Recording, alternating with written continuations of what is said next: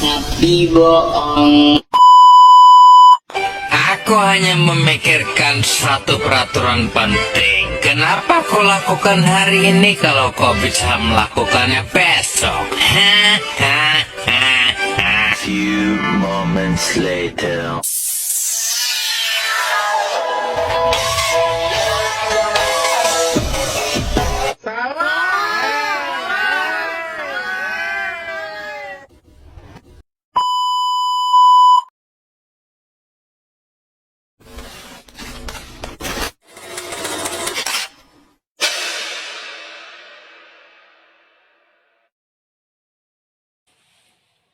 Assalamualaikum warahmatullahi wabarakatuh.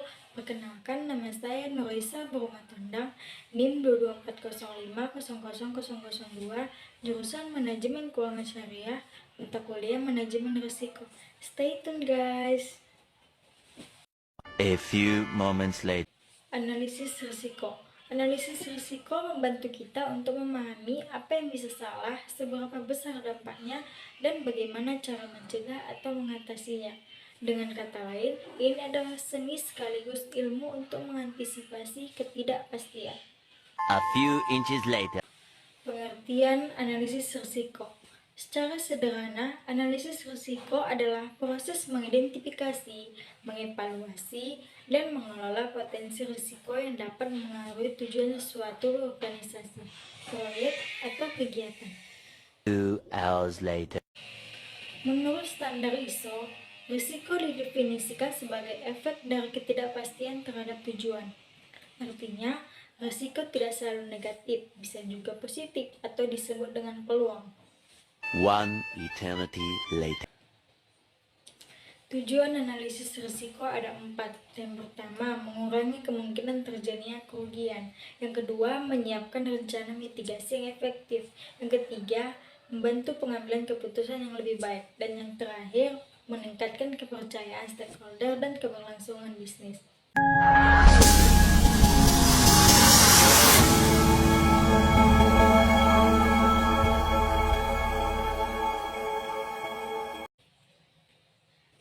Jadi, analisis risiko bukan sekadar mencari kesalahan, tapi tentang memahami dan mengendalikan ketidakpastian.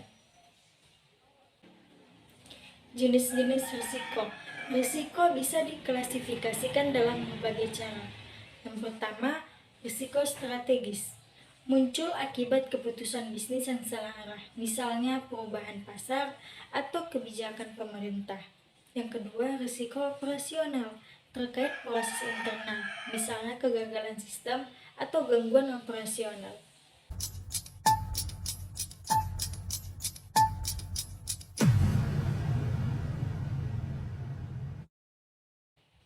Yang ketiga, risiko finansial, berkaitan dengan keuangan seperti fluktuasi nilai tukar, inflasi, atau kredit macet. Tujuan analisis risiko ada 4. Yang pertama, mengurangi kemungkinan terjadinya kerugian. Yang kedua, menyiapkan rencana mitigasi yang efektif. Yang ketiga, membantu pengambilan keputusan yang lebih baik. Dan yang terakhir, meningkatkan kepercayaan stakeholder dan keberlangsungan bisnis. Yang keempat, risiko reputasi. Terjadi ketika perusahaan kehilangan kepercayaan publik akibat isu atau skandal. Yang kelima, risiko kepatuhan, muncul karena pelanggaran hukum atau regulasi. Yang keenam, risiko keselamatan dan lingkungan, seperti kecelakaan kerja atau pencemaran lingkungan.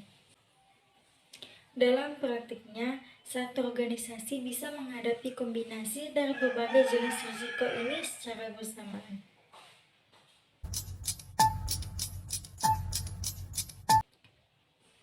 Proses analisis risiko.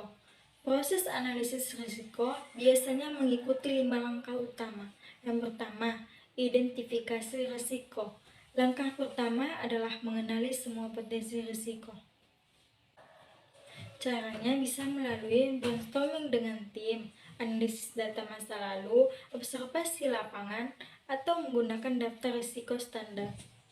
Contohnya, pada proyek konstruksi, risiko bisa berupa cuaca buruk, keterlambatan bahan, atau kecelakaan kerja. Proses yang kedua yaitu analisis risiko. Setelah diidentifikasi, kita menilai tingkat keparahan dan kemungkinan terjadinya setiap risiko. Biasanya digunakan dengan matriks risiko dengan 2 sumbu. Sumbu yang pertama, probabilitas seberapa besar kemungkinan terjadi, dan yang kedua, dampak seberapa besar efeknya jika terjadi. Misalnya, risiko dengan probabilitas tinggi dan dampak besar disebut risiko kritis. Risiko kecil tapi berdampak ringan disebut dapat diterima. Dan proses yang ketiga yaitu evaluasi risiko.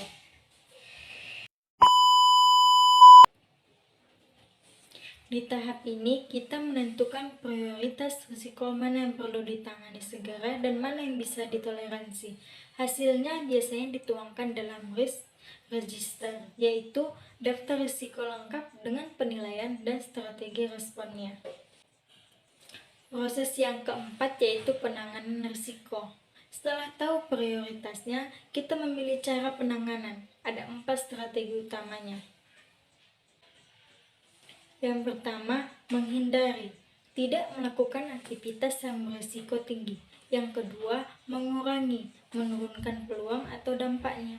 Yang ketiga, memindahkan risiko ke pihak lain, misalnya lewat asuransi. Yang keempat, menerima risiko karena biayanya kecil atau tak bisa dihindari. Proses yang kelima yaitu pemantauan dan review. Analisis risiko bukan pekerjaan sekali selesai. Risiko bisa berubah seiring waktu karena perubahan teknologi, pasar, atau peraturan. Oleh karena itu, organisasi harus memantau dan meninjau kembali risiko secara berkala. Contoh kasus analisis risiko. Kita ambil contoh sederhana, proyek pembangunan jembatan. Langkah pertama, identifikasi risiko. Cuacanya ekstrim, menunda pekerjaan, keterlambatan pengiriman bahan, kecelakaan kerja, biaya bengkak karena inflasi. Langkah 2, analisis. Cuaca ekstrim, kemungkinan sedang, dampak tinggi, skor risiko besar. Keterlambatan bahan, kemungkinan tinggi, dampak sedang. Inflasi, kemungkinan rendah, dampak tinggi. Dan keterlambatan bahan diprioritaskan untuk penanganan segera. Langkah keempat, penanganan. Cuaca ekstrim, jadwal kerja dibuat fleksibel, gunakan teknologi perkiraan cuaca. Keterlambatan bahan, tambah pemasok cadangan. Langkah kelima yaitu pemantauan manajer proyek, memantau risiko mingguan dan memperbarui risk register sesuai perkembangan lapangan. Hasilnya, proyek bisa berjalan lebih aman dan efisien. Jadi, analisis risiko adalah alat penting untuk menghadapi ketidakpastian. Dengan mengenali risiko sejak awal, kita bisa mencegah kerugian, menghemat waktu dan biaya, serta meningkatkan keberhasilan proyek dan bisnis. Ingat, risiko tidak bisa dihilangkan sepenuhnya, tapi bisa dikelola dengan cerdas. Analisis risiko membantu kita untuk memahami apa yang bisa salah, seberapa besar dampaknya, dan bagaimana cara mencegah atau mengatasinya. Dengan kata lain, ini adalah seni sekaligus ilmu untuk mengantisipasi ketidakpastian.